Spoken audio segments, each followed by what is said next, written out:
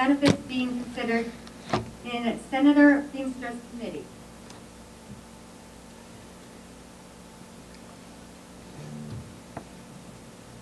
I think we have a, I'm not quite sure, neither one of us are in the Senate, and maybe Senator Johnson can explain a little bit more, and neither one of us are on the Ways and Means Committee, but when it comes to taxes and tax reform, a number of things are being looked at. This last week, the House Appropriations Committee and the House Ways and Means Committee met together in quite an unprecedented committee. Usually they meet separately, but together they are working on how to address tax reform when it comes to tax credits. Additionally, John and I signed on to a bill this week that would fund the trust, but then also provides an income tax relief for folks. So I think there's a lot of different tax implications that we are looking at. The focus of the first part of session is primarily on policy. And then when the March Revenue Estimating Conference meets, which will happen on Tuesday, we'll get a better look at where our budget projections are, and then we'll start having more frequent conversations about the budget, and that's when we'll begin with our budget targets. So I think those discussions are still happening, and in the weeks ahead, they'll be happening more frequently. I think, if I understood your question right, I have a press release here that was sent out just this week. It says, I'm just going to read the title, but it says, House Republicans tackle tax credits in an unprecedented joint appropriations Ways and Means meeting. Right now we have about $440 million of tax credits in the state of Iowa. And it's basically because our tax system, our taxes are so high that we have to offer tax credits to draw businesses and individuals and corporations to come here. And so what we're doing is we need to look at tax reform in general and make sure that our state is fairly taxed, but also taxed in a way that will allow for businesses, individuals, corporations to come here and enjoy the great way of life that we have here in the state of Iowa. We have a great state, a lot to offer, but yet you have South Dakota right next door to us that just became one of the most moved to states in the nation because they have no income tax. And so we need to balance or equalize the playing field a little bit and offer some sort of balance with that because we have a lot more to offer than what South Dakota does. I'm being a little bit prejudiced in saying that, but we do have a lot more to offer than South Dakota, and we want those people to be moving here. We want to be the most moved to state in the nation, not South Dakota. Thank you. What was the question? I'm sorry, I'm a little late.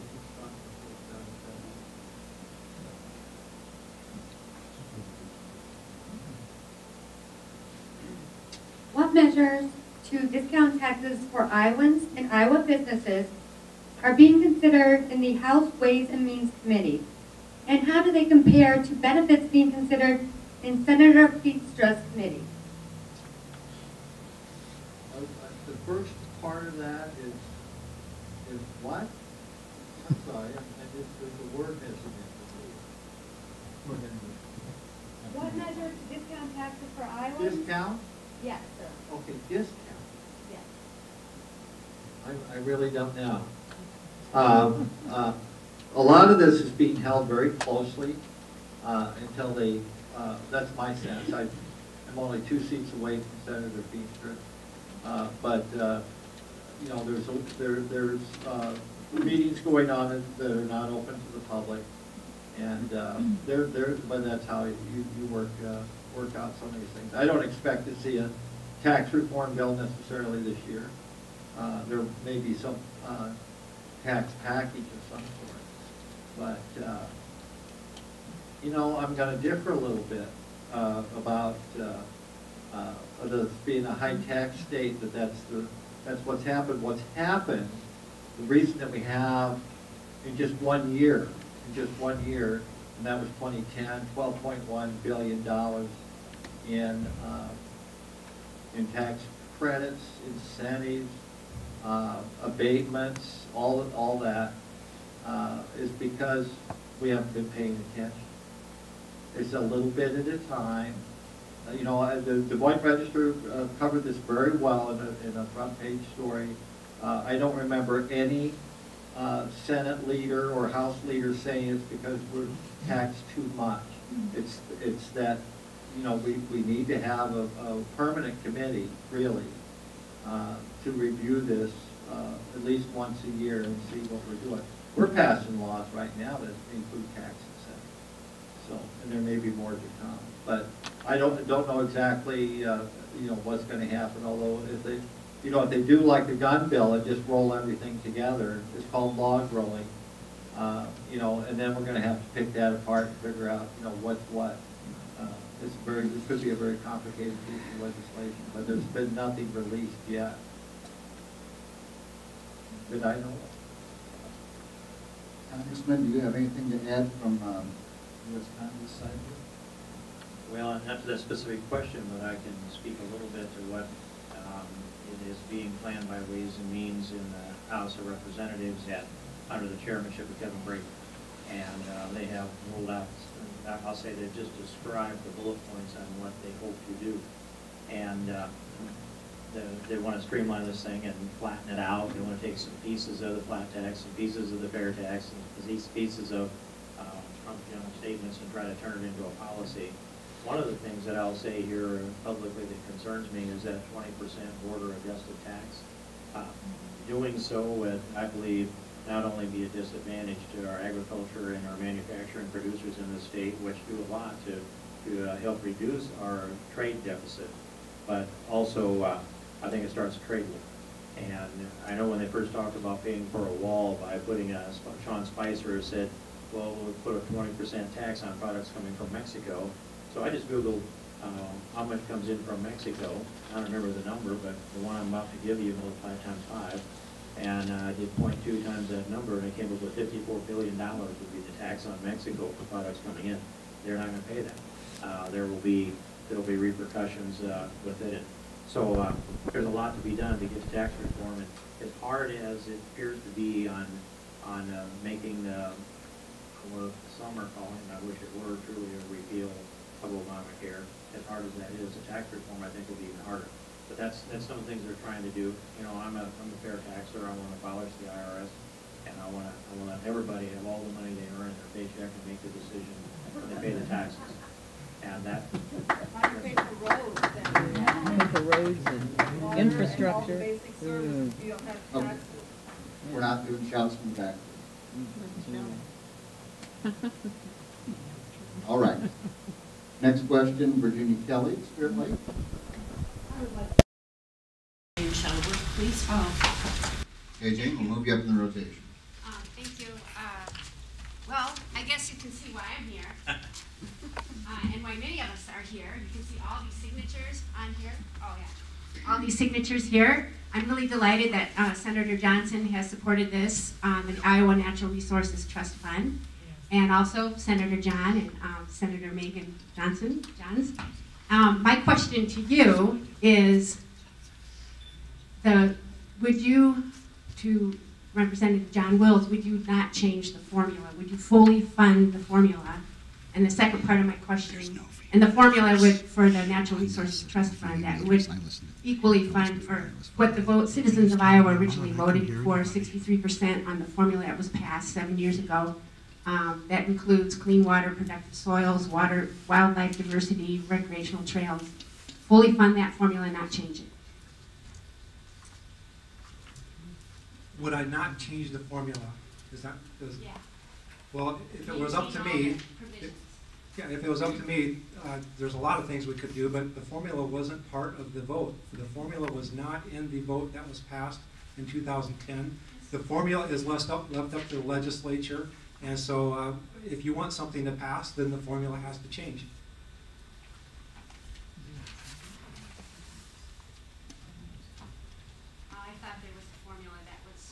There's an allocation. Okay, help me out. Can you explain it then? Yes. Well, Representative Wills is wrong. There was a vote in the Senate and a vote in the House in 2010 before the people went to the polls in November to vote on the constitutional amendment. And it passed the Senate 50-0, and it sets out how that money is to be allocated. I mean, that's the name of the chapter. It's 461, and it's laid out in its own separate chapter. So when people went to the polls, I mean, this was all part of the deal. It passed the General Assembly, 2 General Assemblies, and passed twice. And the allocation vote was taken.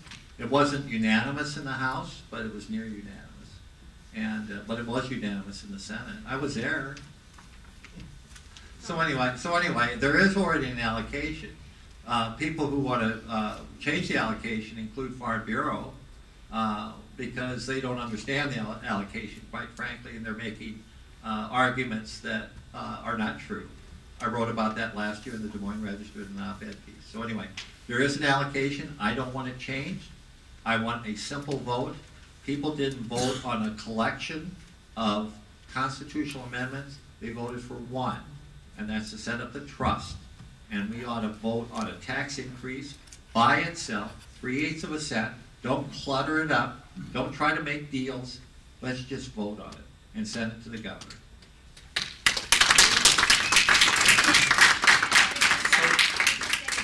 That would really help Iowa be a state that people want to move to. If they see this permanent source of funding that will help our water, our agriculture, our recreation, and our quality of life. So those are good sound bites, but I'll just ask the senator, so did we vote on a formula when we voted on, in 2010, did we vote on a specific formula that is now constitutional? Chapter 461. That's now constitutional.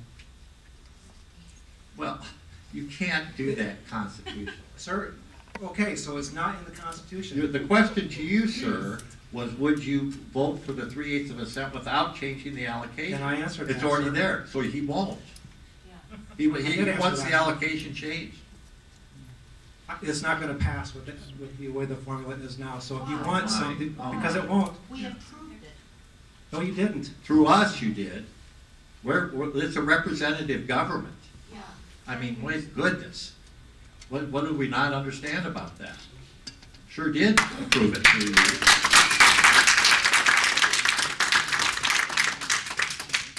So John Willis and I signed onto a bill this week that would fund the trust, but it would also reduce the individual income tax for all Iowans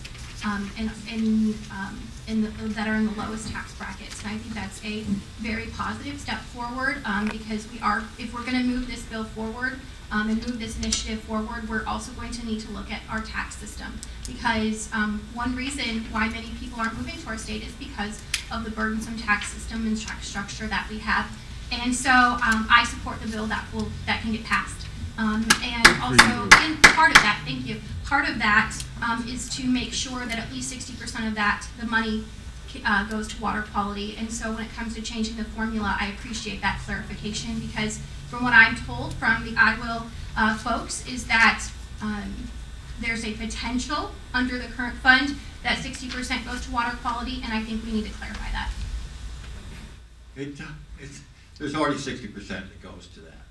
Well, so then you don't disagree with this initiative? So why change the allocation? No, it doesn't change the allocation. It clarifies to make sure that at least 60%. Clutter. It's called clutter. Bill clutter. Well, if you think that at least 60% is going to go, then you shouldn't have a problem with it. It's bill clutter. Okay. Got that cleared up. All right. Next question, Terry Wiltz of Orleans. You'll be able to hear me, I think.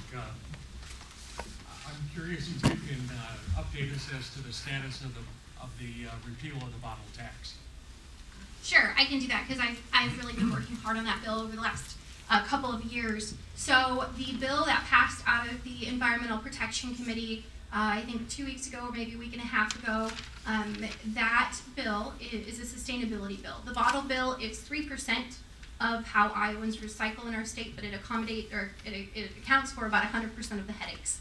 And so what this bill does is it phases out the 5-cent tax on Iowans, but it puts a 1 cent deposit on distributors for the same cans and bottles that are currently being deposited on by consumers. So it puts that 1 cent deposit on distributors. So, and that money goes to pay back a $60 million loan from the state. And what those funds go to is to build out recycling. So, like right now at our farm, we don't have access to recycling. If our garbage pickup company would like to apply for a grant to buy a truck to run another route to do recycling, they could do so. If a city wanted to apply for a grant to put a dumpster, a recycling dumpster on a busy intersection, they could do that. So those grants would be administered through an existing program, the SWAP funds, and so the infrastructure is already there. There would also be a deposit on businesses, retailers who sell these products. There would be a 0.0015 deposit on those folks to a litter fund, and that litter fund would go to Keep Our Beautiful, an existing organization. The infrastructure is already there. They would administer grants. So if the local Boy Scout troop wanted to apply for a grant so that they could adopt a highway, they could apply for that grant to do so. With these two funding mechanisms, these grant opportunities in place, we would phase out that 5-cent deposit or the 5-cent tax on consumers. I just want to commend Representative Jones on the work that she's done on this bill. Basically, right now, the bottle bill is broken. It doesn't work. It works in eastern Iowa. It works in the populated centers of Iowa where they have 60,000 cans or more per day. Here in northwest Iowa, it just doesn't work. Which in effect then becomes a tax on us, a 5-cent tax per bottle. And what we really look at is that the bottle bill is 3% of all recycling in the state of Iowa. And what Representative Jones has just talked about is a 100% sustainability program that will allow our state to be more competitive in the recycling industry and provide the ability for smaller communities and areas to be able to recycle where they don't right now. And so I think it's the right thing to do. It's the right way to go, and we need to look at that. There's going to be, but I want to caution you because there's also a lot of opposition to changing anything where the bottle bill works. Is very popular, and so you've got some competing interests where they're thinking this is great, this is the greatest thing ever, and then you've got some competing interests that say absolutely not, it's a tax on us, I have to dump all my cans into the fireworks. Yeah, sorry, Jeff, but it's true. We have a tax here in Dickinson County. We don't have recycling or redemption centers. The grocery stores are not willing to take the bottles at the level that they're required to, and the county attorney just isn't willing to press that issue. And so we need to look at ways to fix that problem. Can I just ask a question? Does anybody know what percentage of the deposit bottles come back in return and what percentage are lost? It really depends on where you're at in the state of Iowa. Council Bluffs has around 106% redemption. Dickinson County has a little bit higher, and the rest of the state is? I think it's about 86%. Couldn't you fashion it to the population where they recycle a lot, and then rural areas where you're never going to get the volume, have the grant program? Win-win? So, if I understand your question correctly, right now the infrastructure is already built out in many of the bigger, larger communities that have curbside recycling. So they can just put their cans under this bill. They'd be able to put their cans and bottles, and you can do this already. Put your cans and bottles in your commingled recycle bins that you just push out to your driveway, and it gets picked up. Encouraging more people to do that would actually offset a lot of the cost of recycling. Recycling is expensive, and aluminum is one of the products that's actually worth money. Cardboard, plastic, and aluminum are really the value items. The others that we put in there are, well, glass is really worth nothing. It's very, very, very expensive to recycle glass. Plus, when you put glass in your commingled recyclings, it contaminates them. And so there's a lot of problems with recycling glass. It's very expensive, and it can damage the other goods. So the city folks who already have curbside recycling, this would help offset, or I think encouraging more aluminum to be put in those bins would help offset some of the cost of recycling. For those of us who are in the rural areas and who don't have that same access, with the building out of recycling programs throughout the state, we would be able to put them in our curbside bins. Right now we're kind of in flux because some people recycle them, some people don't, and I really hope nobody throws them away, but I'm sure it's happening. The problem is our recycling numbers at 86%. That study was done, I think, in 2012, and it's my understanding that the DNR believes the number is actually going down because less people have access to redemption centers. And there's a number of different factors on that. Part of it is that the Olmstead decision is being implemented, and that was a federal court decision that affected the people who with disabilities who are running can redemption centers. It basically said those cannot exist in their current form. So I think by March of 2019, those are going to have to be phased out. And that was nothing that any of us did. That was not a legislative decision. That was a well, yeah, there's a lot of controversy over the Olmstead decision, but it is what it is, and so a lot of can redemption centers are closing because of that, but then also because it's not the way the bottle bill functions right now. It is not sustainable, and so I think we need to look at a broader program for our state because we want to recycle. The bottle bill has given us a lot. The bottle bill has given us the ways to recycle. It's taught us how to recycle. It has it's done a lot for our state, and we need to build on the shoulders of what the bottle bill has given us to promote recycling in our state. I live in Ocheyedan, 450 people. We curbside recycle. If we can do it, everybody can do it. That's my feeling, but I don't know what this bill isn't going to happen overnight.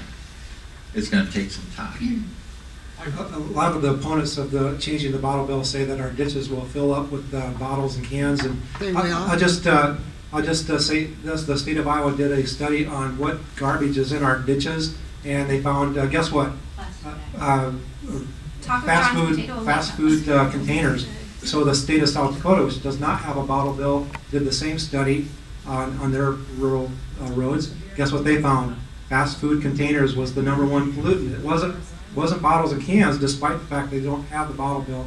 And so I think it's really something that we need to look at it and move forward. I just want to say that I've never felt so powerful with a piece of paper. And just one thing to add on that, if Redemption Center can't make money in Dickinson County, in the Iowa Great Lakes, Redemption Center can't make money. We should have 2 or 3. Okay, Kayleen, is it Kidlin? Over here.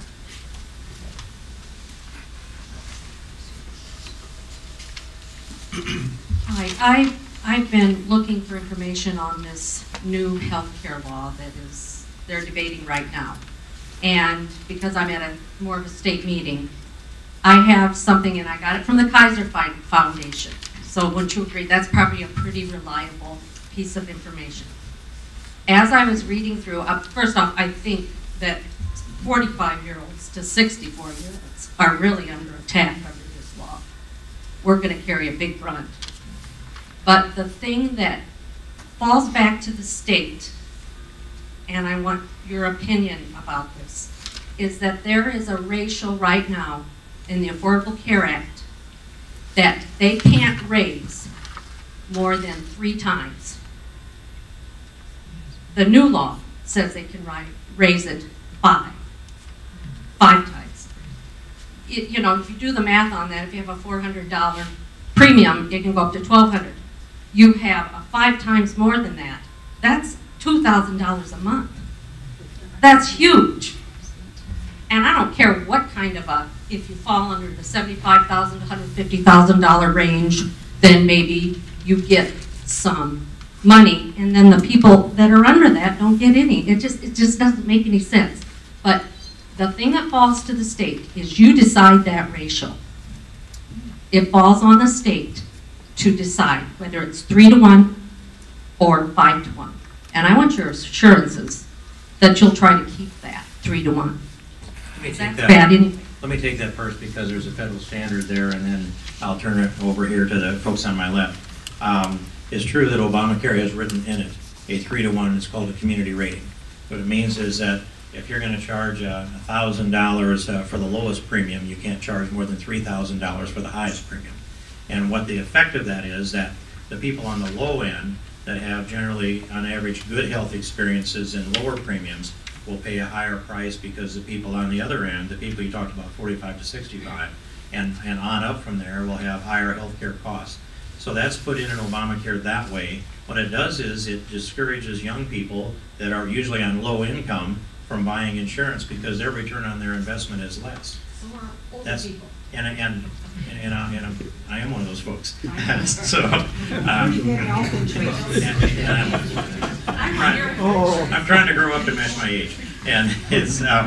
But anyway, on the upper side of this thing, what they've written into in this replacement bill, and I'm not going to suggest that I have embraced this bill, and I haven't, but they've written in a 5-to-1 community rating, and that's so that information you're getting is accurate, but it's tied into the federal statute, and it's tied into the anticipated federal statute. And I don't know that there's a prohibition for states from tightening that up from a 5-to-1 to a 3-to-1. It falls on the state. But here's the third piece of data that is important, and that is that the insurance company's actuarials generally will give you information that says if you let it float, it would naturally fall about a 6-to-1 community rating, about 6 times as much the day before you qualify for Medicare, as opposed to someone who's just entering the market at, say, age 20 or 21.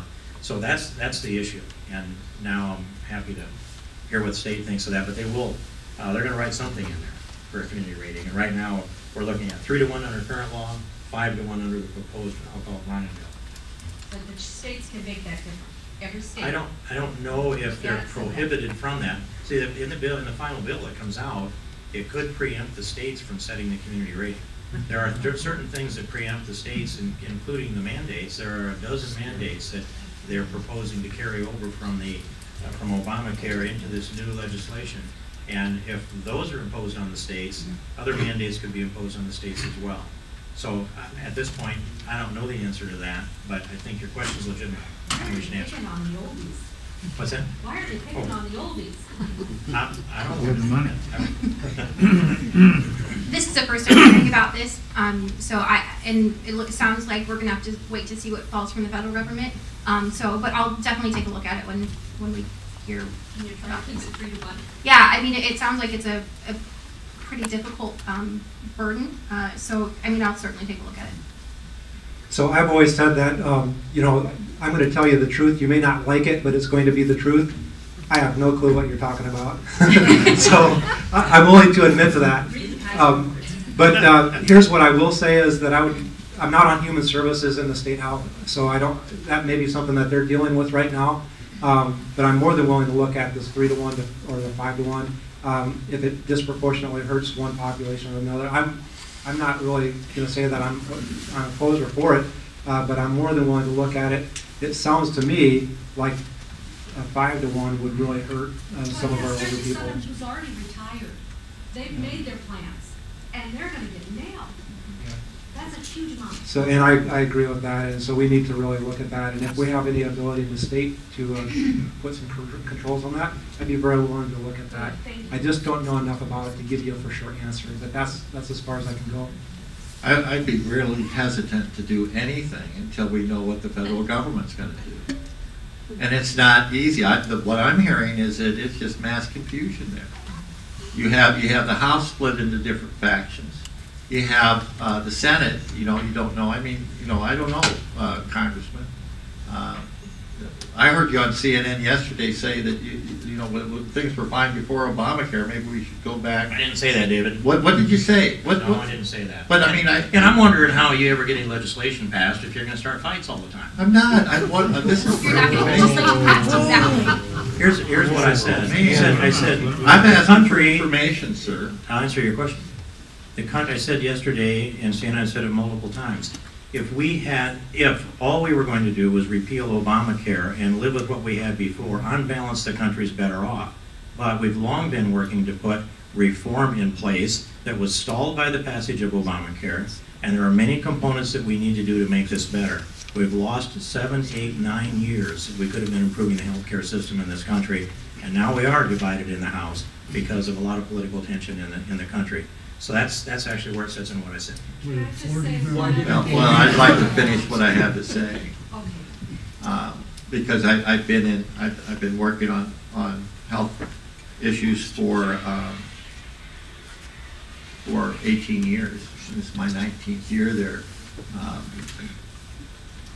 I was happy to learn that I'm going to be given a top award from the Iowa Public Health Association next month. So Congressman, I'd be very careful if I were you.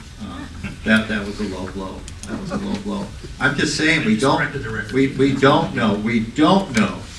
Well, look, I'm not going to go down that road. I'll do that afterward. But I'm very disappointed in where Congress is taking us because we don't know.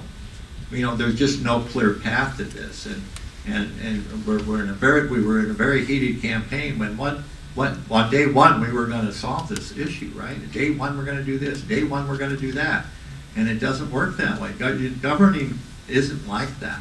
Governing takes some time. And it isn't about absolute, so I don't know, exactly what's going to happen. There's been no discussion. I continue to attend. Well, we aren't doing any budget meetings, at least, that are open. Maybe the leaders are meeting. Probably the governor's going to just put out his own budget, and we're just all going to have to decide on his budget up or down. And maybe some of the appropriations people are involved in that. That's fine, but it's not out in public view. I can tell you that.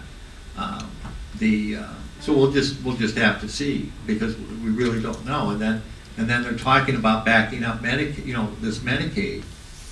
It was dangerous to get involved in this anyway, to expand Medicaid in the state. Because we were going to get all this federal money, all this free money.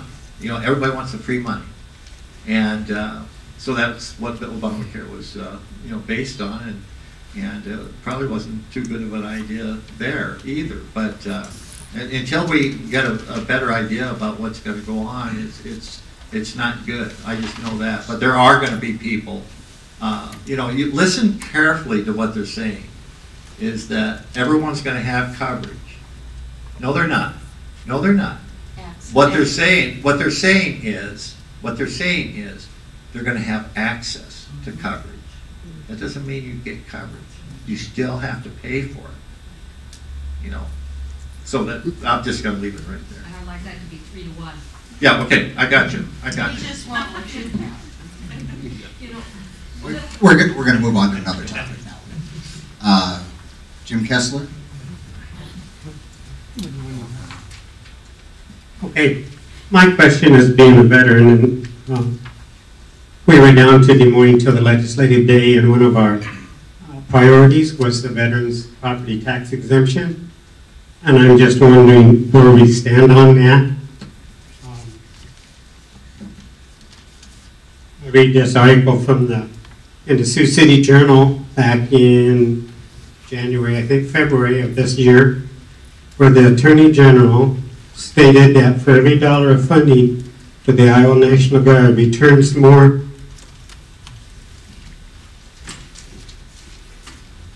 than $32 for every dollar we get in from the federal. So, in the end, to put in perspective, our airmen pay more property payroll and sales tax than what the state of Iowa gets in funding from the Iowa National Guard. So,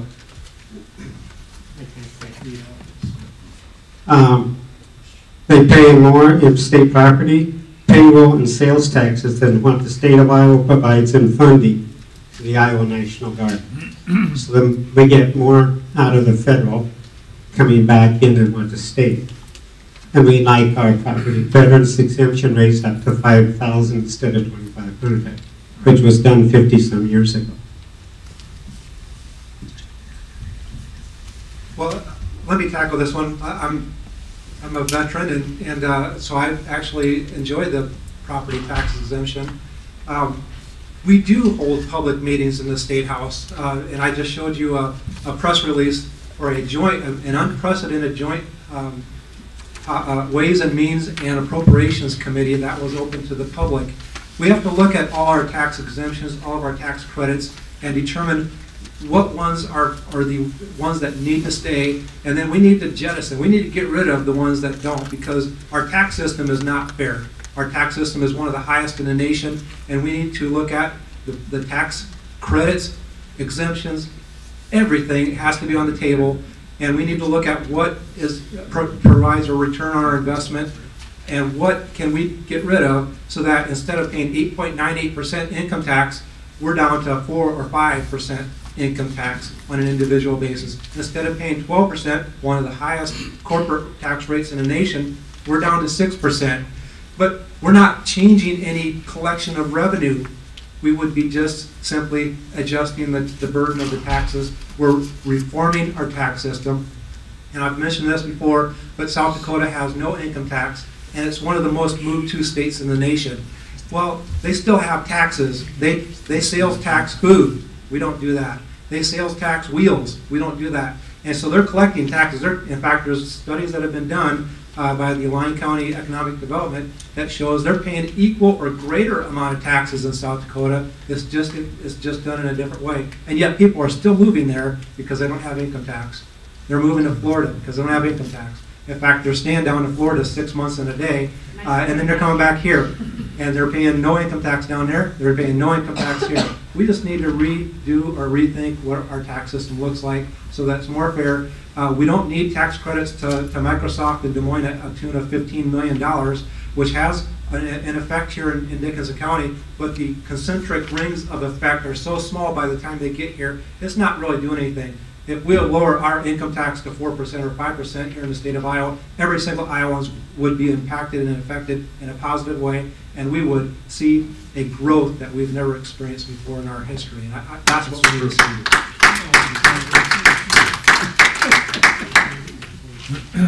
John, you need so many dollars, you're going to get them somewhere, whether it's income tax or something else.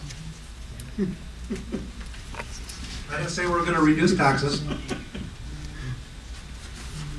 You increase your tax base. Anybody else up there want to pipe in on it at all? Well, we do need to look at what taxes, what tax credits are working for us and which ones aren't.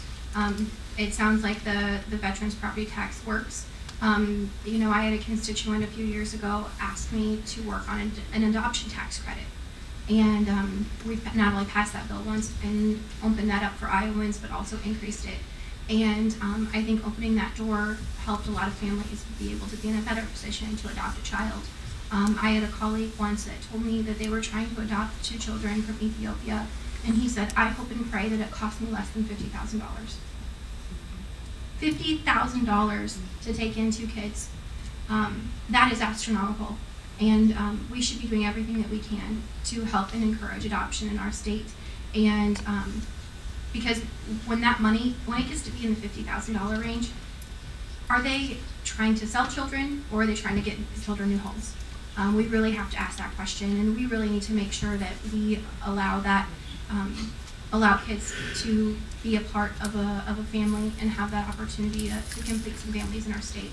So there are some tax credits that I think deserve a chance, and that they deserve to go out to Iowans who are doing things like that. So I appreciate this review that the House Ways and Means and Appropriations Committees are doing together to make sure that the tax credits and the tax programs we have in our state are effective, and that we can narrow that scope so that we can make sure that the ones that we do have are working for Iowans.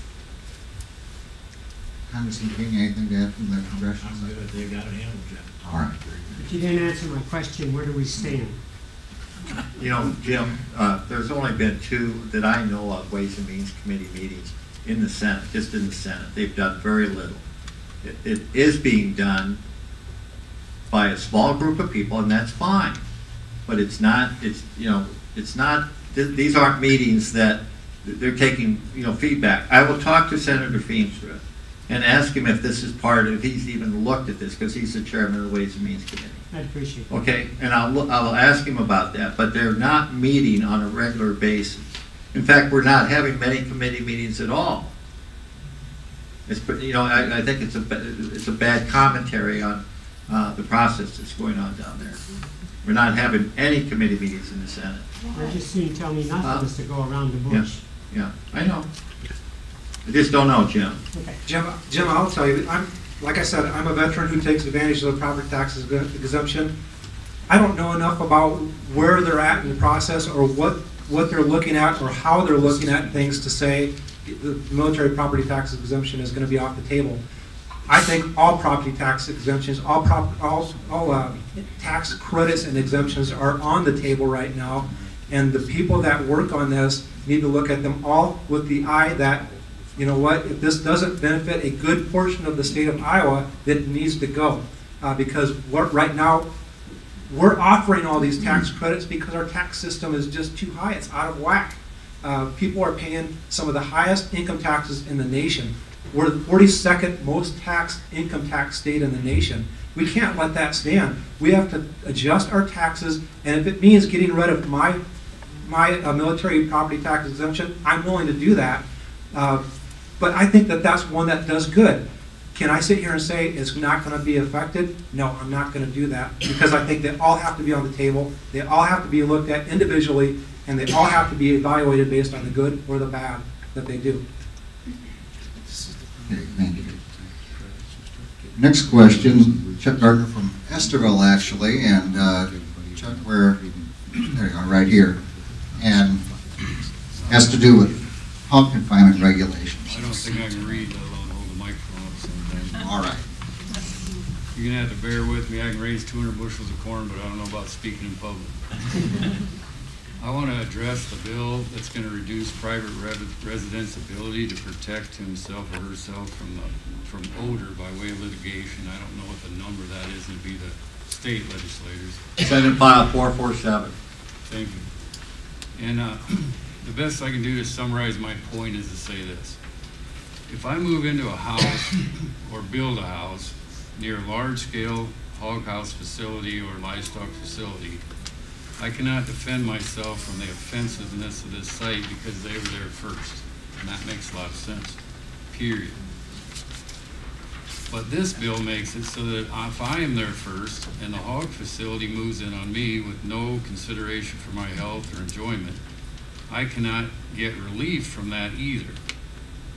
That situation simply says, get the people out of Iowa and get the corporate hog houses in. The Constitution says that the people have a right to peace and happiness. Why should it be that the corporate owners get the peace and happiness even when the smaller guy was there first? Earlier you said that we want to be the move to state. Recently, no kidding, one of my friends said, I think that it might be worth just moving to Dixon County to get away from this.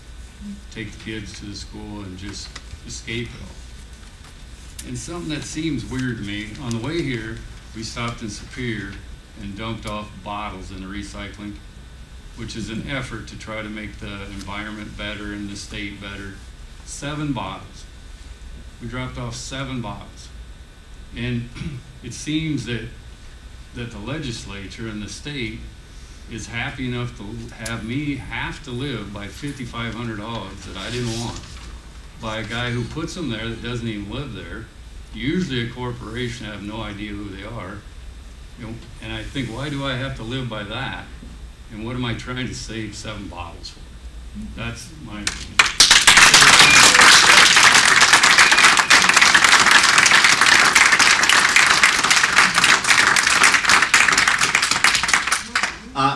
Obviously, so there's some interest in this. So I might have been wrong. I might have been wrong. It's either 447 or 477. Senate file. It's a bad bill. It is an extremely bad bill. So here's how it would work. Here's how it would work.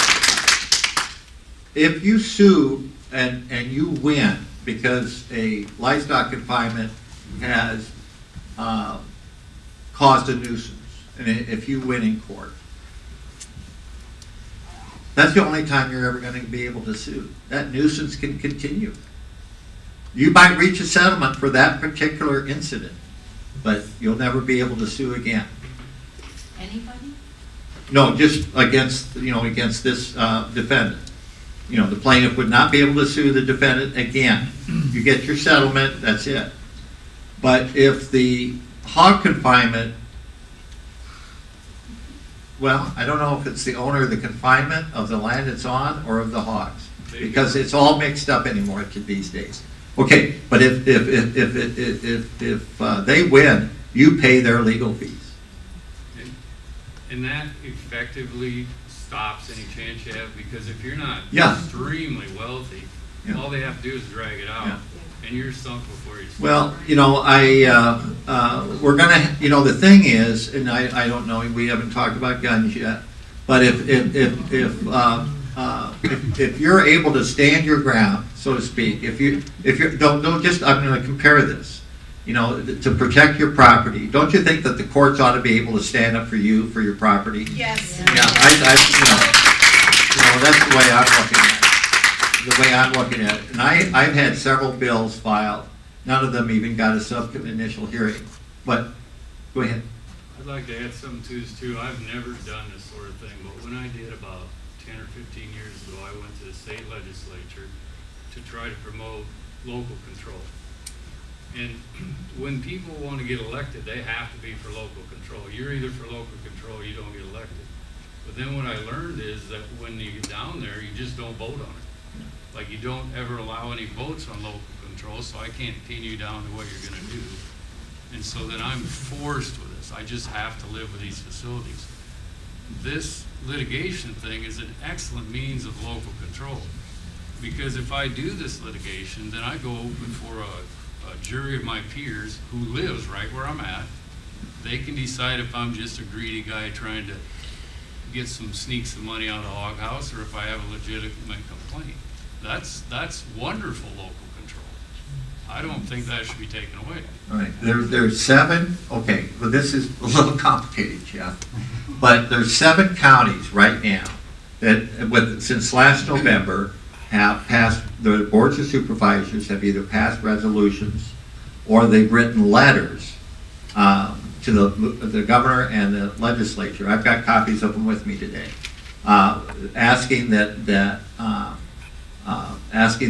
governor and the legislature look at our livestock regulations, look at the master matrix that counties either adopt or they don't. I put in a bill to put a task force representing all the stakeholders together and say, but by next year, let's go through the matrix section by section and decide if we should make any recommendations to the legislature. There was night upon night secret meetings, and I was one of the 12 who helped write this law today. But nobody expected it to be the hog industry, the pork industry, to be where it is today, like it is. And you're absolutely right. We're not doing this for the family farmer. It's prestige, and it's the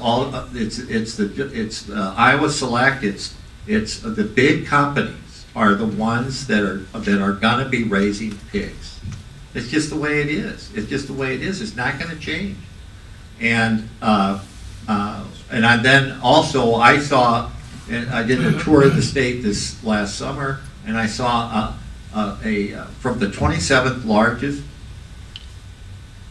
hog producer in the country in southeast Iowa, with ties to that, put a hog confinement that you say is smaller in head count, and so it falls underneath having no separation. I mean, it falls into a category you don't need a separation distance, because we didn't think that we would ever see that small a scale of a building 174 feet away from another farmer's bedroom window.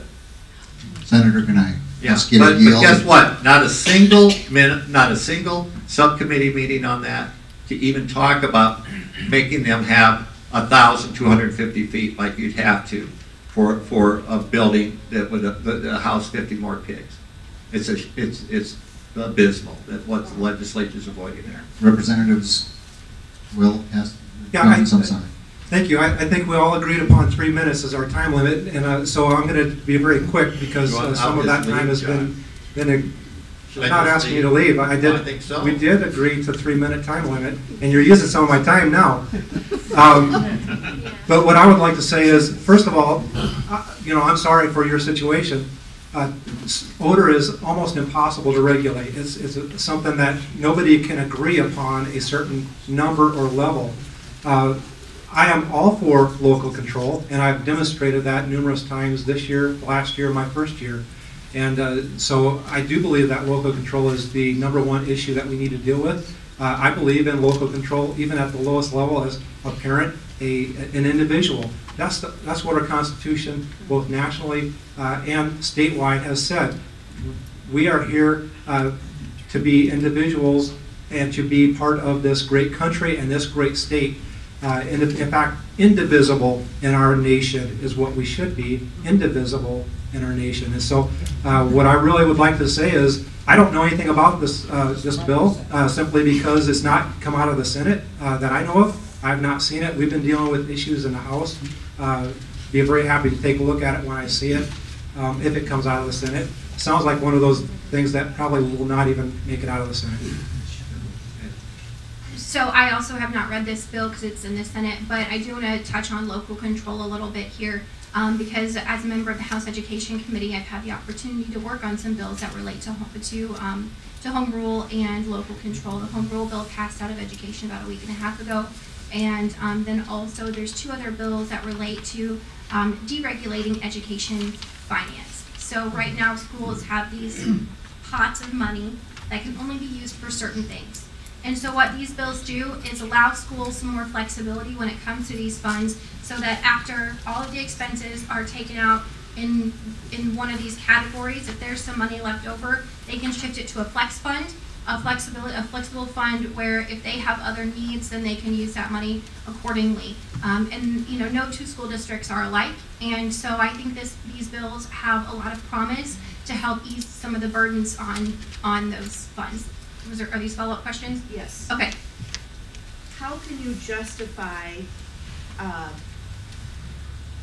giving a school the ability to switch their funds when you have decimated their basic fund base? So education has never been cut since I've been in office. We've only increased funding. While I understand... I beg your pardon. In 2010, the allowable growth for the state of Iowa for education was at 4%. This year, it's 1.1%. How do you say that there's no decrease in funding? Right, because allowable growth, or which is now called supplemental state aid, that's additional money on top of what they got last year. So the allowable growth is how much we're allowing the school the school system to grow. And so it's increased every year, to the point where now our education funding is about $3.2 billion of our $7.4 billion budget. So 1.1% growth is actually more growth than what our Social Security and veterans receive, which they receive 0.03%, which is based on the national CPI. I can't remember what that's all about. Consumer Price Index. And so actually we've grown our schools this year faster than what our Social Security recipients and our veterans have received.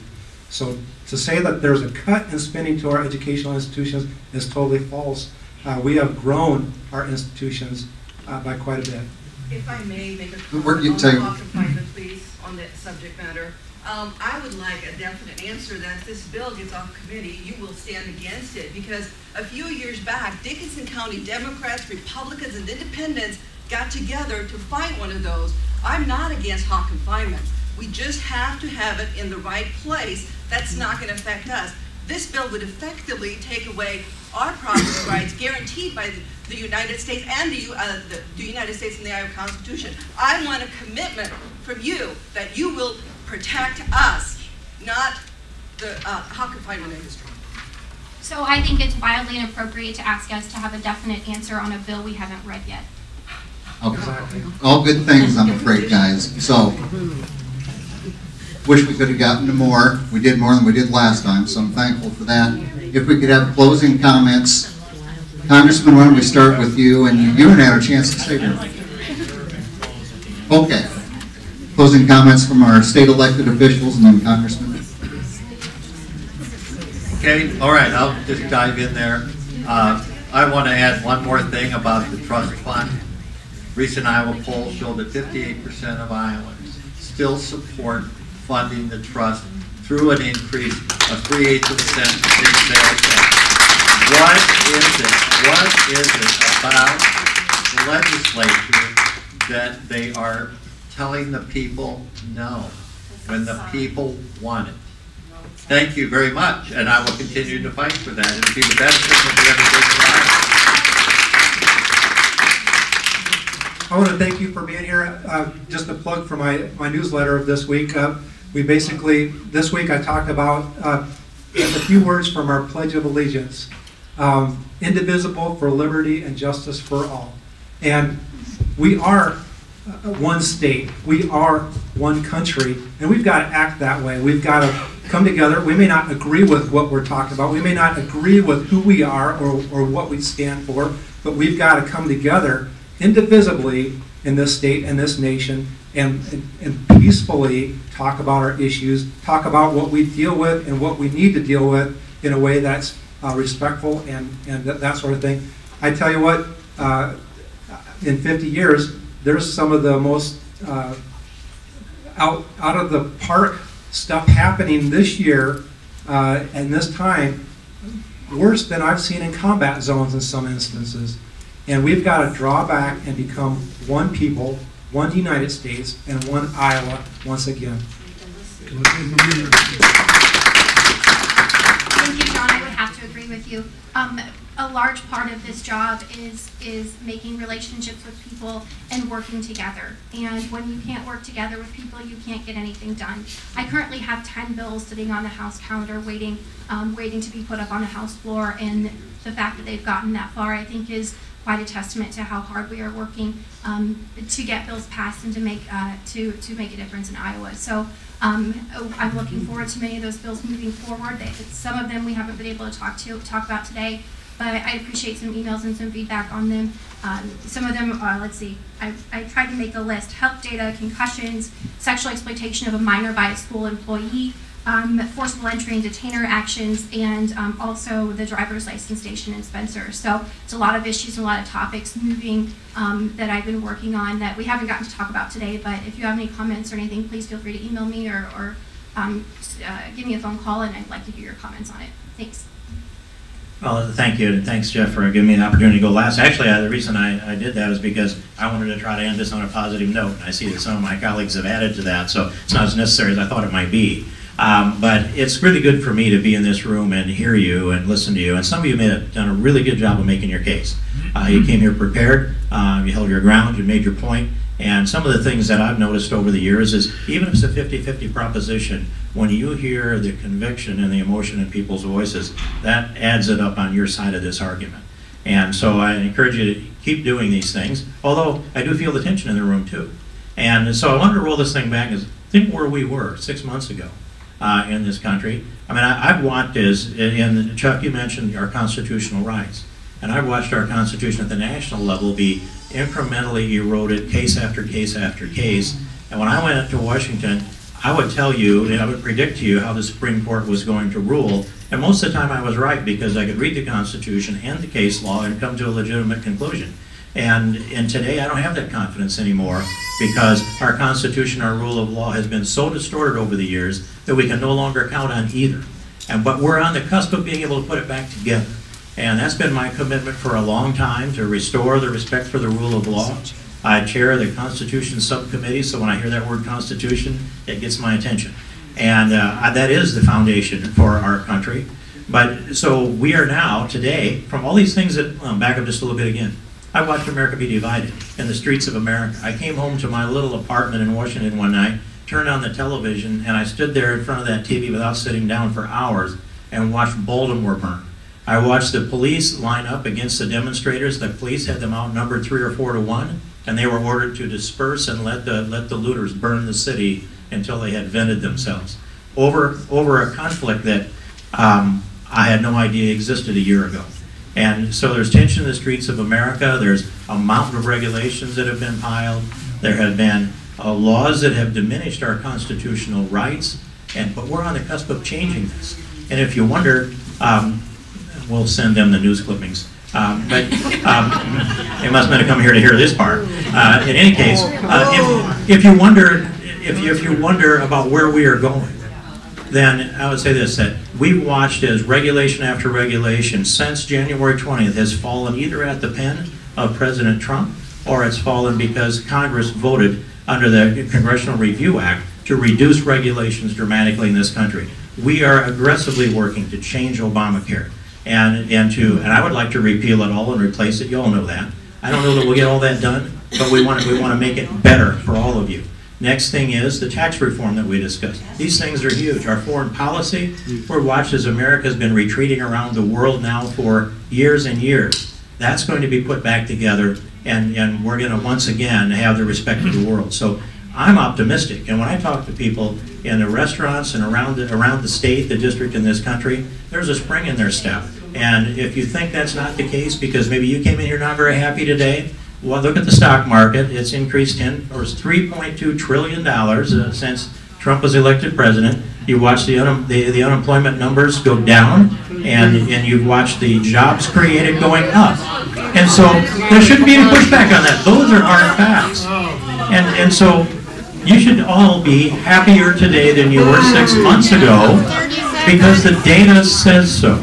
And if you're walking out of this room because I've given you hard facts, that tells me you didn't come in here with an objective mind. And when I saw signs come up that said disagree in red, before anybody started to talk, like Megan, for example, that tells me it wasn't an objective group in here. And so I'm going to keep doing my best to make America a better place for all of us. And I appreciate all of you.